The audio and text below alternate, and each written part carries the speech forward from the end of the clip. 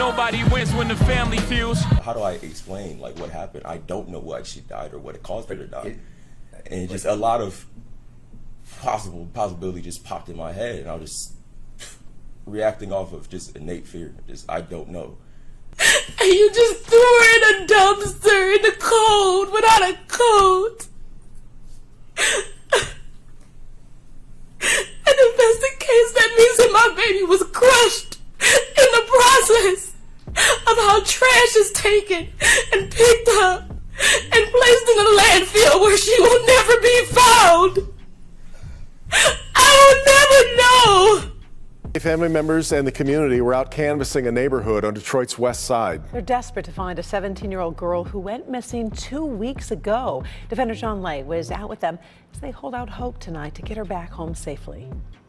Good evening from Detroit's west side. Take a look at this flyer. This is 17-year-old Zion Foster. She has been missing since January the 4th. Her family is in absolute agony. Today here on the west side, members of the community going door to door, looking for Zion, also asking people to look out for this young lady as they're trying to help this family as well. And I just want help to get her back. We just want help to get her back. Sierra Foster needs your help. Her daughter Zion is missing since January 4th. Today, her family and community members are on Detroit's west side, here on Greenfield at Vassar. The teen is from East Point. Her mother says a man picked her up January 4th. Her mom says Zion sent her mother her location, a home on Greenfield, and she hasn't been heard from since. We are pleading, not just for Zion, but for all of these missing people, all of these people that have just disappeared. It's not right. People prayed for Zion and others missing in Detroit, then knocked on the door where they believe Zion last was. The door opened. The house is empty. Zion's mom tells us people looking for Zion is a help. It gives me hope. East Point Police and Detroit Police are on this missing case. Any information is important enough for us to check out. These are our loved ones. You are a loved one. You have loved ones. Help us. Help us, please bring Zion home. Recently, a Detroit man was rearrested for the demise of his female cousin in almost 2 years. Now, a lot has went down since this young lady was reported missing. Now, this Detroit man had confessed to throwing his cousin in a dumpster after they was allegedly smoking tree. Now, as we mentioned, in a span of 2 years, this Detroit man was arrested, released, and recently rearrested. Now, when he was rearrested for the first time, he wasn't going to jail for M1 because authorities couldn't find a body and based on his testimony. But what I did, family, I got the court appearance. So today, we're going to court as well. And during this court appearance, we're going to hear from the man himself, his defense attorney, and also the state. Now, I normally wouldn't tell you guys this early, but ultimately, he only got 10 months. And you'll later find out why. So in this video, we're going to pay our respects to the victim and her family. Nonetheless, see where this case stands today. So before we get into this one, remember, family, I don't give you no angle. I just give you the story. So with that being said, make sure you like, comment, and subscribe. And we're going to jump right to it. Meet Zion Foster. She was only 17 years old when she was reported missing on January 4th, 2022. Exactly 2 weeks later, coming out of East Point, Michigan, police had arrested the cousin of the missing East Point teen, Zion Foster. East Point police say Jalen Brazier, 21 years old, has been officially taken into custody on a felony warrant related to the disappearance of his then 17-year-old cousin, Zion Rachel Foster. Officials say Foster was last seen on January 4th at her home on the 2200 block of Melrose Court on East Point. She reportedly had left home with her cousin Brazier and has not been seen since. Now, during this time, Foster's mother, Sierra Milton, had told authorities she asked Brazier where her daughter was, but the man would not tell her. In the disappearance in the connection of Zion Foster, 21-year-old Jalen Brazier was taken into custody this afternoon on a felony warrant. He is Zion Foster's cousin. The 17-year-old was last seen January 4th at her home on Melrose Court. Foster reportedly left the house with Brazier and has not been seen since. Megan Woods is live from East Point for us tonight. And Megan, I know you just talked to Zion's mother. Yeah, your heart breaks for this family because even though Zion's cousin is in custody, her mother is saying that they're still in limbo. They're nervous about what's next, and the question remains, where is Zion? Where is my baby, Detroit's involved, the FBI's involved, so it's basically an all hands on deck investigation. The search for Zion Foster continues after police say Jalen Brazier is now in custody on a felony warrant related to her case. It means he's not out there on the street. It means he's not running. It means that something is going to happen and we'll get information that we need to move on. But for Zion's mother, Sierra Milton, it's difficult news to hear when she says Jalen and her daughter weren't just cousins, but they were close. Zion would do his girlfriend's hair. When you have babies, you typically tell them, don't talk to strangers. But now, what do you say when it's family? You kind of look at everybody sideways, If you're with somebody, send me the location. If you're with somebody, take a picture of them so that they can't lie and say that they weren't with you. Sierra says waiting to hear what police find out from Jalen and what happens next is tough. It has been hell, difficult to do anything. It's been difficult on my children. Trying to simply eat, trying to just drink water, My kids are worried, they're concerned. And she says, regardless of what happens, this has changed their lives forever. They are grateful for all the police work going in to bring her daughter home. And again, if you have any information, you're asked to call the police. Jalen, he will be arraigned on Monday afternoon. And again, if you have any information, this family wants to bring Zion home. So please contact police. Live in East Point, I'm Megan Woods, Local 4. Yeah, let's hope some folks come forward with information. Thank you, Megan.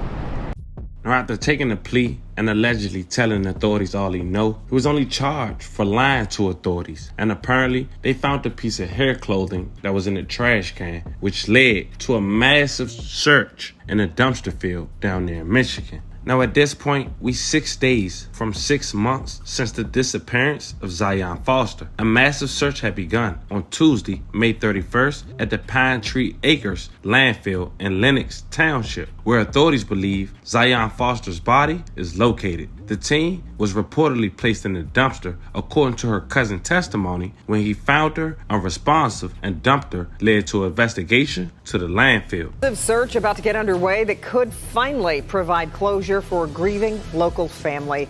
Zion Foster went missing back on January 4th. The last person to see her says she had died, but her body has never been found. So you can only imagine what that not knowing has been like for her devastated mother. Sean Lay in Lenox Township tonight to show us the huge search that's about to get underway.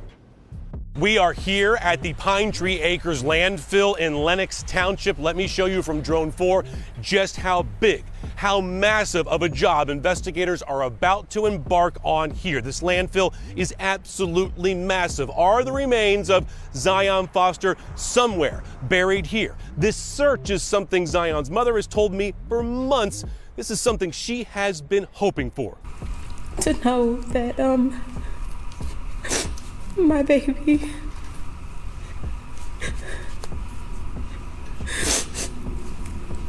has to be recovered from trash. Sierra Milton has been begging, pleading with police for months to search landfills for the remains of her daughter Zion, who left her East Point home January 4th, never to be seen again. It's just so much to miss out on. Zion left that night with her cousin Jalen Brazier. He is doing prison time for lying to police about what happened to the teen, as investigators continued to look for video and other evidence that now leads to this conclusion. 1, Zion is likely deceased, and 2, that her remains were placed in a dumpster that was then later transported to a landfill here in Lenox Township. Now a massive coordinated effort to search a portion of this landfill in Macomb County. But why now and not months ago? We had to make a risk assessment. And it's the right thing to do. We want to look for Zion. As far as I'm concerned, I'm just Zion's mother. And at this point, I'm relieved. We're live now in Lenox Township. Look behind me, that hill there, that's just part of this massive landfill that we can see from where we are here. I also want to walk you through what this search is going to look like. We're talking about a 100-foot by 100-foot area of the landfill here that's been marked off. That's where they think they may find remains here. Waste Management tells us that area has not been disturbed, no new trash added to it since they got the call from police to preserve that area. 40 searchers will be there in full biohazardous gear due to safety and health concerns. Devin, this search will begin on May 31st. Back to you. It's a tall order, Sean. This search may not be successful. There have been many searches like this all over the country looking for remains in a landfill. Essentially, this is a hazardous materials site, so you've got to be outfitted, people have to be trained. It's extremely expensive and time consuming as well.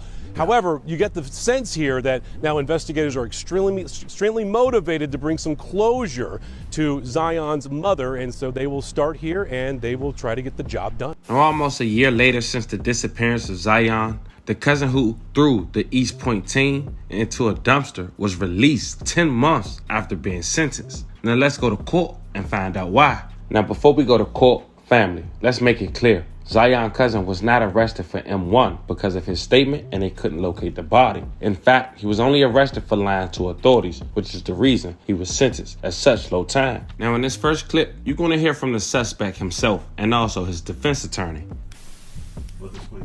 I believe you did accept the plea and we'll enter the plea. All right, it's his desire, if we haven't accepted it, that we do accept That's it. correct, Your Honor. All right, you are Mr. Brazier? I'm sorry.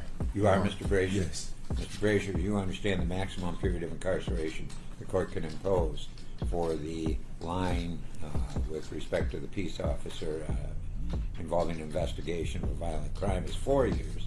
2 years for the lying with a investigation to a peace officer. You understand that? Yes. And you reviewed the pre-sentence investigation report? Yes. It's factually accurate? Yes. Is it your desire to accept your previously tendered pleas? Yes. The record will reflect the court does in fact accept your pleas. Are you ready for sentencing today? Yes. Very well. Mr. Doty, what would you like to say on behalf of your client? Your Honor, appearing before you is Mr. Brazier. He's 23 years old. He's engaged. He's the father of 2 children with 1 child on the way. He currently lives with his, he was at the time living with his spouse-to-be in Detroit in their home. She's had since to move out because of the nature of these charges. She's received death threats. They both received death threats before he had turned himself in, to the nature of they're going to kill his children, they're going to cut out the unborn baby from his daughter. There's been a lot of trauma that has been delivered to my client and his fiance at this time. So what we respectively request, Your Honor, that you would accept the recommendation of the probation department for the 150 days in Macomb County Jail, credit for 66 days served, and the 18 months probation. And my client would like to speak on his own behalf, Your Honor. Thank you, counsel. It is the obligation of this court in imposing sentence to consider punishment, rehabilitation, the need to protect society, as well as deterrent similar offenses, and individualized sentencing. Mr. Brazier, what would you like to tell this court? One, I did turn myself in. Yes, I lied, but I was not in the right state of mind. There was no way for me to prepare for a situation like that. I was scared. I'm not totally clear on the situation. And the report is rather sketchy with respect to the situation. And I will fill Your Honor in on some of those details. I appreciate it. But what the report suggests is that you had contact with the individual. The police questioned you regarding that contact. You didn't tell them the truth associated with the contact.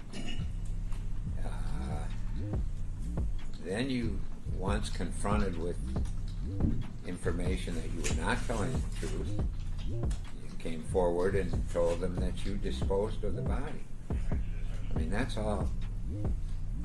That leaves a whole lot out there that's unaccounted for from the court's perspective.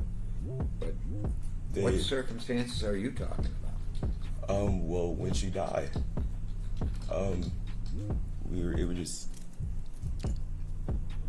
random. From my end of it. What do you mean? I was terrified. Literally from that point on, I didn't know what to do. I wasn't in the right state of mind for anything. And I turned myself in. They didn't present me with anything. After getting my thoughts together. So did you explain how she passed? I don't know exactly how she passed, what caused her to pass. I just know 1 minute she was cool, she was fine, she laid back for a minute. Next thing I know, she was dead. I don't know what caused it. I did not cause it or anything like that. I reacted stupidly off of fear and panic like I've never felt before in my life. Literally. Well, I mean, people are sitting around and somebody just passes. I mean, did you think about calling 911 or something like that? No, not at the time. We were smoking. We were on marijuana as well, so my mental state wasn't in any like logical spectrum. I was just immediately just terrified. Like that's the only words I can use to describe the moment. Are you telling me that you're stoned, she's stoned, you think she dies, and then you dispose of the body? Just like that? That was your choice? I sat for a minute and I didn't know what to do. I was like, I just did not know what to do. It's like, I mean, the first thing that came to your mind, I'm trying to understand with the limited information I have, that this person passed away in your presence. And your first thought is, well, I gotta get rid of the body. My first thought was how bad it looked to start with. It's like, how do I explain like what happened? I don't know why she died or what it caused her to die. And just a lot of possibility just popped in my head, and I was just reacting off of just innate fear. I don't know. Literally, I don't do anything. I just didn't know what to do. Literally, I literally did not know what to do. I sat for at least 10 minutes sitting there. Like, what do I do? Who do I call? My kids are upstairs. We just got into this place after struggling for like 2 years to get it, and everything is falling down. I won't have any conversation in this court. And I wish I could take it back. I would have called the ambulance, called her mom, because her mom's so sweet. Her mom is so sweet. I just know.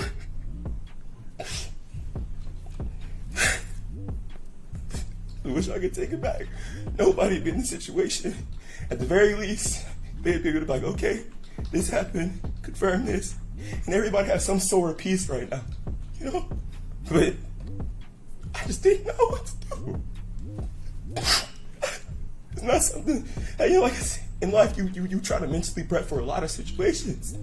But when one that you just would never have even thought to happen just happens, and you're like, wow, immediately the first thing comes to your mind is everything about to lose, how it's about to affect your kids, your life in general. And then after that, how it's flipped when whoever, it's like play telephone and change many times. Facebook, everything, just a lie hitting me at once. So I had to just take time and try to get my thoughts together, because I was on panic mode ever since that happened. Her mom at one point talked to me, and I couldn't bring myself to be like, your daughter just died. What do I do? And I can't even explain it. What happened? I just can tell you my honest reaction.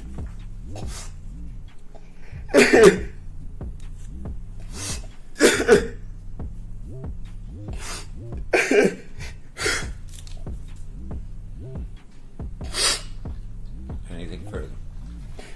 You know, on my client's behalf, Your Honor, I can say this: at every interaction I've had with him, whether it's over the phone, via Zoom, or personal jail visits, it's the same reaction. He wishes he could take it all back. And we know that's not possible, but if there's one person that might deserve to be able to take it back, he does, because he's shown nothing but regret, sorrow, and just the utter confusion on his own actions. You know, he expressed to me on multiple occasions, I can't believe I did what I did. I still can't believe it, because I'm not that person. And I don't believe a lot of my clients, because they're always just trying to get over, trying to decrease their time in jail or prison or whatever it might be. This gentleman's not one of those persons. Very well, Mr. Prosecutor. Thank you, Judge. And, Sarah Milton, Zion Foster's mother, would like to speak. I don't know if Your Honor wants to hear from me before or after she speaks. Yeah, she speak first. Why don't you guys step over here? Now in this next clip, you're going to hear from Zion Foster's mom and how she communicated with the suspect before he was actually arrested, even helping her put up flyers on the corner of his house. Zion,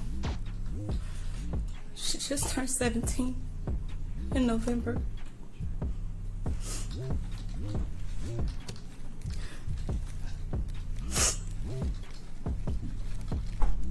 She shares her location with me everywhere she goes.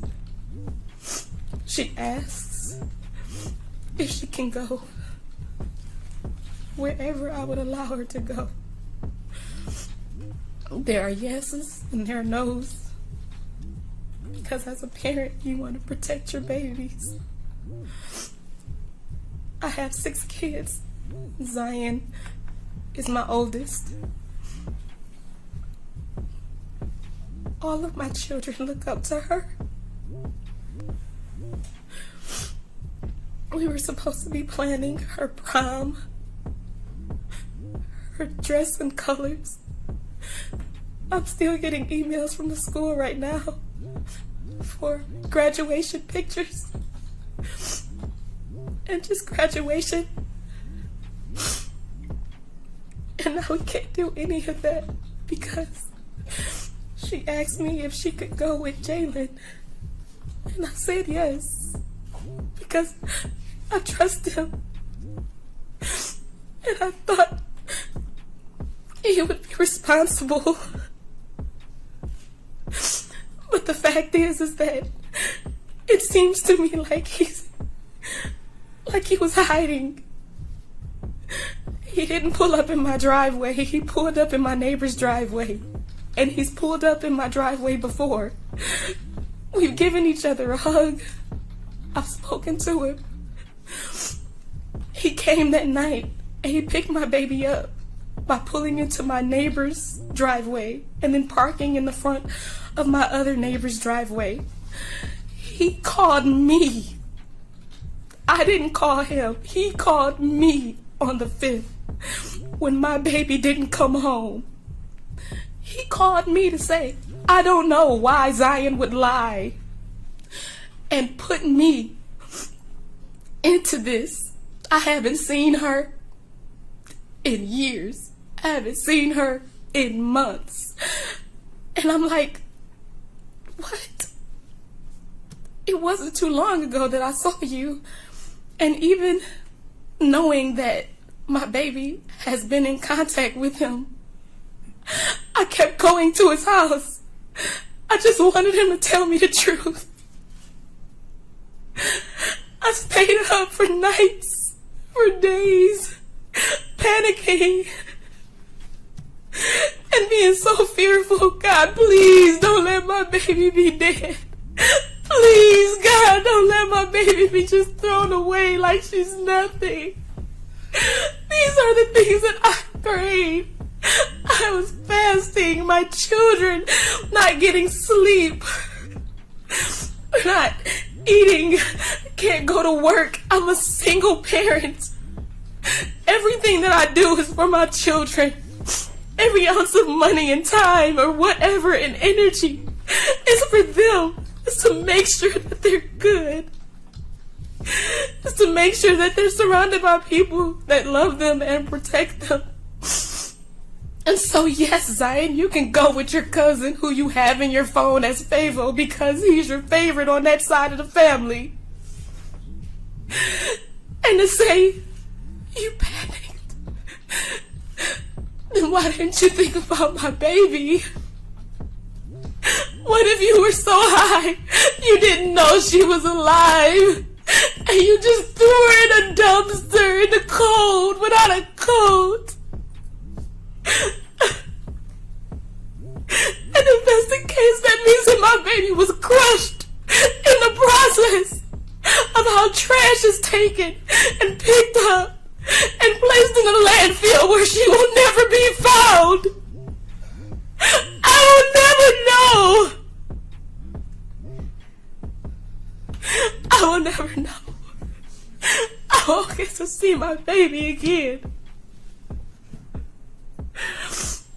And as far as the many times that I went to his house during the search, Your Honor, he helped me post flyers of my baby in his neighborhood on the corner of his house.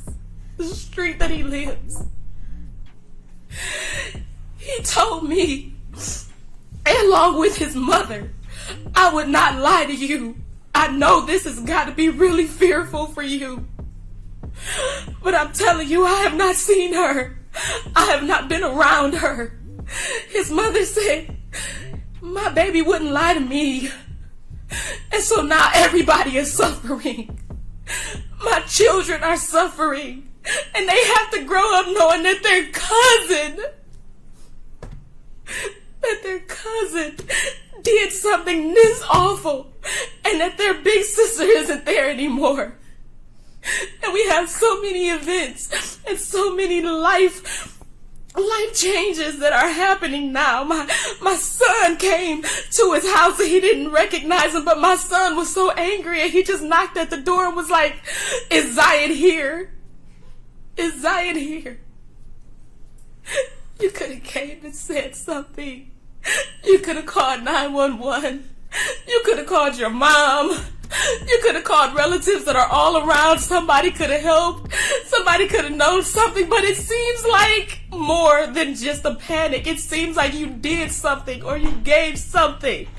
Because why, if you love her, if she says that she loves you, and she always does, and you say that you love her, then why? How is it that someone that can love someone could just dispose of them in trash like she's nothing? And then come with me and post flyers and reach out to me and tell me, I don't know, I know you're looking for Zion, but I don't know. I haven't seen her. I haven't spoke to her, and I don't know why she would use me. Why lie?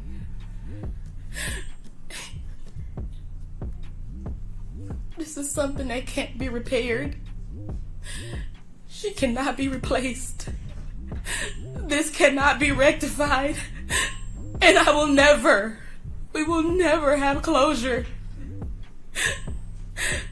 And as much as I love you guys, as much as I love that family, you have caused such distinction that it's hard to trust family at all. And now my babies are even more isolated. Because how can I trust family when family is one who did this?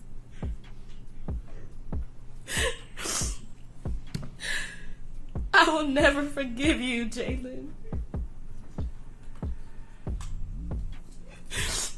And it may not matter, but I hope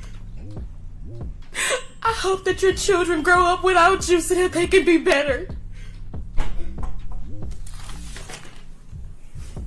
Thank you.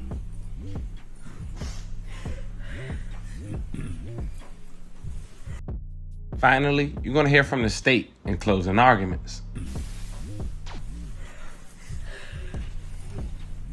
Make an emotional argument. Nothing can follow that. But Your Honor should be aware of some more of the facts, because I will be making an argument to exceed guidelines, and there's a basis to do so. January 4th, Zion went missing.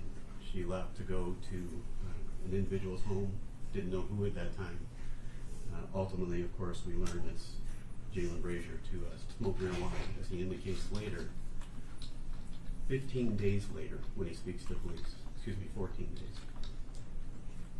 It wasn't his panic that night, of course, that started this, but it's the 14 days after he pays for it now before the court. January 5th, you've heard the statements he's making to Sierra. January 7th, there are text messages. And at this point, Sierra has gone public with her daughter missing. And she's suffering through scams. She goes to the city of Detroit on the 8th to pay somebody money because her daughter is allegedly being sex trafficked in a home. She's going to gas stations. People are taking advantage of her, not because of defendant's panic, but because of what he chose to do every minute, every hour, and every day after January 4th. January 10th, police confront him. He says, I haven't seen her. I haven't been to East Point in a year. January 14th, police confront him again with phone records. I haven't seen her. Haven't seen her since May. Police confront him again. He says he'll come in for a polygraph. Of course, he doesn't show. On the 18th, finally, they confront him. He says he'll turn himself in. And on the 19th, he does so with his lawyer, not Mr. Doty, another counsel. And he tells police, ultimately, of a line during the course of the interview, he eventually confesses that he did, in fact, see Zion that night, picked her up, brought her home. They combined their marijuana together, and they both smoked it. And somehow, when he came back to the room, she was unconscious. Now, he didn't claim to be affected in any way, but purported that it was an overdose. Said she was breathing faintly, and that's important for the court. He tells police, the only one with knowledge of the facts, his version, if you believe a marijuana overdose, is that she was breathing faintly and he panicked. He didn't check on whether she was still breathing when he put her in the trunk of his car. He didn't check whether she was still breathing when he drove her to a dumpster. The counsel, Yeah. my concern here is what you're suggesting is that this was murder. That's what you're suggesting is that this was murder, not the disposal of a body. And that's the prosecution's consideration. Your Honor, you're correct. And you're putting facts in here that are not before this court, and this court is not prepared to sentence on murder today because that's not before me. Correct in one way, Your Honor. Homicide is not the charged offense, correct? Lying to police absolutely is, right? But that is distinct and different from the additional facts you're providing the court as to consideration that she was breathing when he disposed of the body. And that will go to one of the offense variables that I'm going to ask Your Honor. All right, well, let's get to the offense variable. So ultimately, he tells police where that dumpster is. Police take time to locate what company hauls from that dumpster, where the dumpster is dumped, what dump and landfill it goes to. And now 14 or more days after the incident, 15 days of lies and more, they find out that her body is unfortunately 75 to 100 feet or more below the surface. And the reason all of these facts are important, Judge, and they are before you, and I can present every police report, Your Honor, I can mark it as an exhibit if you prefer, is two things. Offense variables, of course, and the guidelines are suggestive in nature now. They're not mandatory. Offense variable 5 has not been accounted for in this public order offense. Offense variable 5 is the psychological injury to family members. You've heard from Sierra about how devastating this has been, not only to her, but other family members. Offense variable 8 is the transport or placement of a victim into a place of greater danger. A woman who's faintly breathing, thrown into a trunk of a car, buried beneath garbage, certainly is placed in a location of greater danger. Those are factors not considered within the public order guideline range, but they are to be considered by Your Honor when you make this decision, Judge. At the time I authorized these charges, I was aware, and as he sits before you today, you're aware these may be the only consequences he faces for the torture, the pain, and the suffering this family has to go through when they want to visit their daughter's resting place. And they have to go to a landfill. Counsel, my concern is that I'm not sure I have the appropriate offense here, based on what you're saying, and that she was alive and put in a position that she ended up deceased. Murder should be the charge. And that's a decision that Wayne County Prosecutor's Office needs to make, Your Honor. But that is not a decision for this court because it has not been charged. Correct. And so I can't go into these guidelines and say murder is an issue here because it is not before me, and you know that as well as I know that. And this would come back tomorrow should I even consider that. It will not be considered by this court. Understood, Your Honor. Your Honor is permitted. What is here is absolutely perverted. I cannot believe what this family has been through. That is before this court. To suggest that somebody, what a sick society we live in, would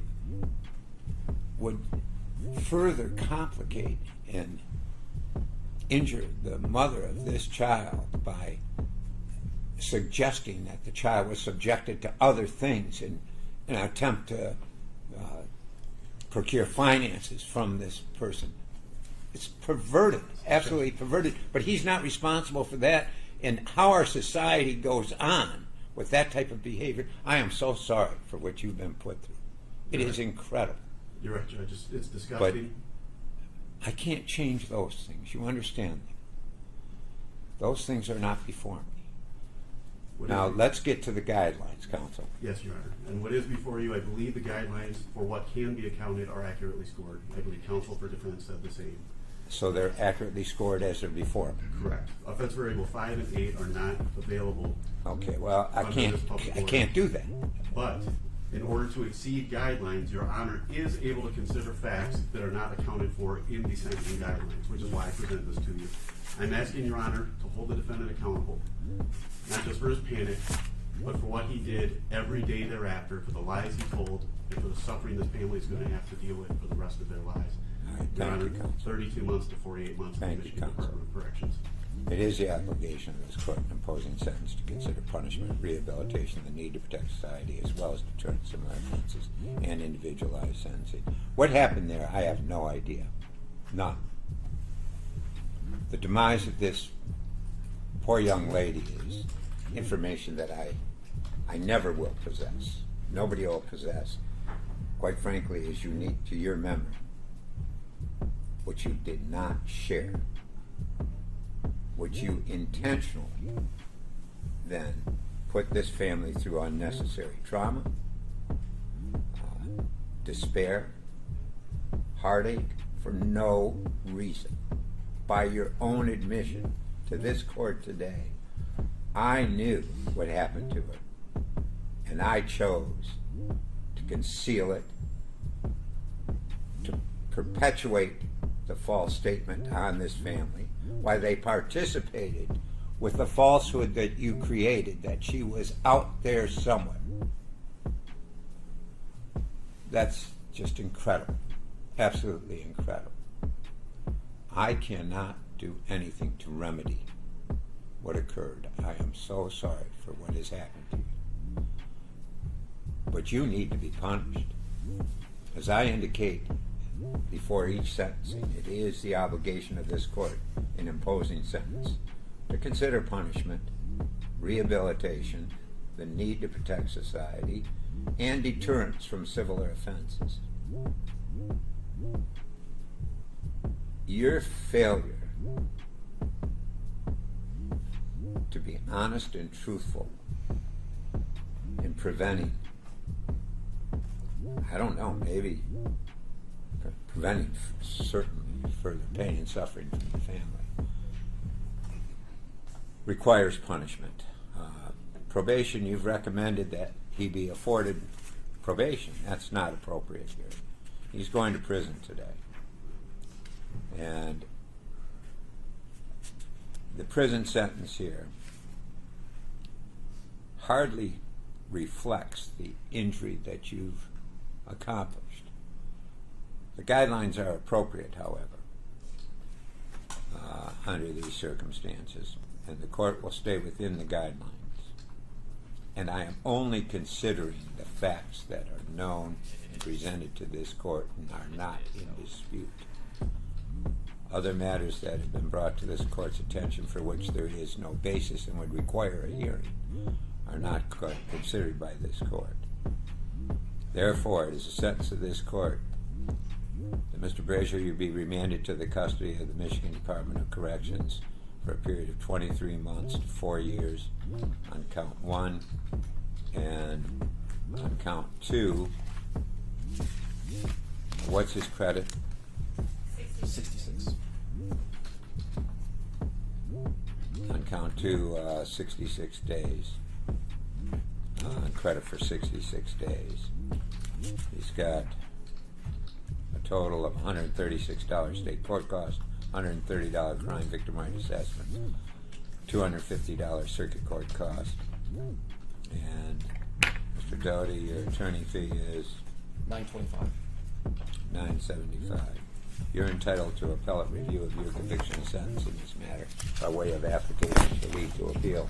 If you're financially unable to afford an attorney, the court will appoint an attorney to represent you. You have 6 months from date of sentencing to request a court-appointed attorney. You're being handed a form you should use if you want the court to appoint you an attorney. Do you acknowledge receipt of the form? My client has received and signed the form, Your Honor. Bond is canceled. There's no motion. That concludes this matter. I wish you the best, and you have to be strong for you and your family. You have been, I know you have been, and nobody can fully appreciate what you've endured. I wish you the best.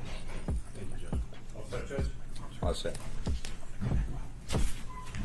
Now, as we mentioned, after being sentenced, he only did 10 months before being released from prison. And excuse me, family, apparently he wasn't even in prison. He was in a camp. 5 today, the suspect in the death of Zion Foster is a free man, and it has her mother outraged. If you aren't aware of the case, let's just go ahead and get you caught up a little bit. Foster went missing January 4th. This was last year. Her cousin, Jalen Brazier, confessed to dumping her body in a dumpster after claiming he discovered she died while the two were smoking marijuana. After a months-long search in a Macomb County landfill, her remains were never found. Sean Lay spoke to Zion's mother today, and Sean, he was supposed to be locked up for what, at least 2 years? 23 months to 4 years was the sentence, Kimberly. I can confirm tonight that Jalen Brazier is out. Department of Corrections has released him, and this has blindsided Zion Foster's mother. Were you made aware that his sentence had been changed? No. Why?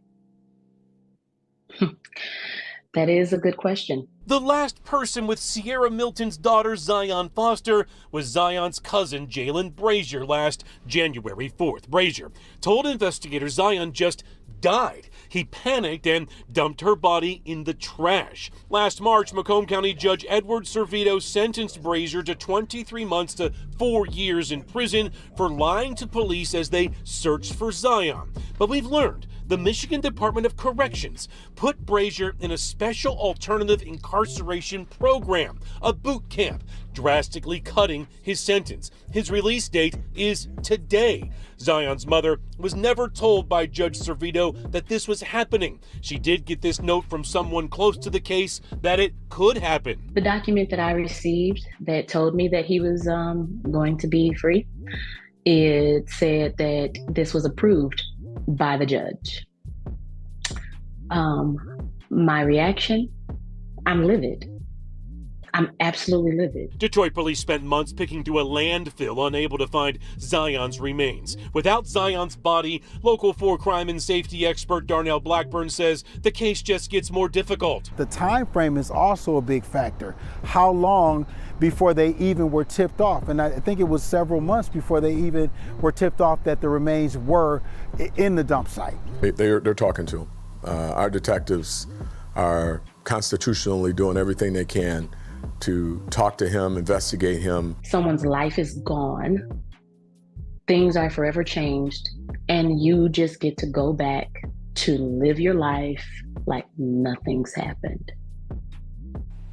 And right now, Jalen Brazier is free out on parole. Now, we also know September 13th last fall, Judge Servito signed off on Department of Corrections putting Brazier in that boot camp program. We're trying to ask the judge tonight, did he know with the completion of the program that there was a big possibility that Brazier could be released by Department of Corrections? Another big question for Zion's mom, does she have standing in his court to bring this up again, to object to this, to have it reviewed again? We're live tonight. Sean Lay, Local 4, back to you. Okay, Sean, thanks. After being released in January, 5 months later, and 18 months since the disappearance of Zion Foster, the cousin who threw the East Point teen in the dumpster was charged with M1. On Tuesday, June 13, 2023, Wayne County prosecutor charged Brazier with 1 count of first-degree M1. Of course, her body still haven't been found. A probable cause conference is scheduled for 8:30 a.m. on July 3, 2023, and a preliminary examination is scheduled for 1:45 p.m. July 10th, 2023. And of course, during that time, we'll know why these new charges was brung on the cousin. Breaking news, this time here at home. The cousin of Zion Foster is now charged with her murder. 17-year-old Zion Foster from East Point went missing in January of last year. Her cousin, Jalen Brazier, told police he threw her body in a dumpster when she stopped breathing as they smoked marijuana. He served time for lying to police, but now he is charged with first-degree murder. Zion's body has never been found. Now, of course, as we wrap this video up, we want to say rest in peace to the victim once again, Zion Foster. Love and condolences to your family. Fam, with the information that was brought to you guys today, of course I'll keep you guys updated when the preliminary hearing come up. But do you guys think this man literally freaked out or really had something to do with the disappearance and the demise of his cousin? Let me know how you guys feel about this one in the comments. Don't forget to like and subscribe. Until then, I'll catch you guys on the next one.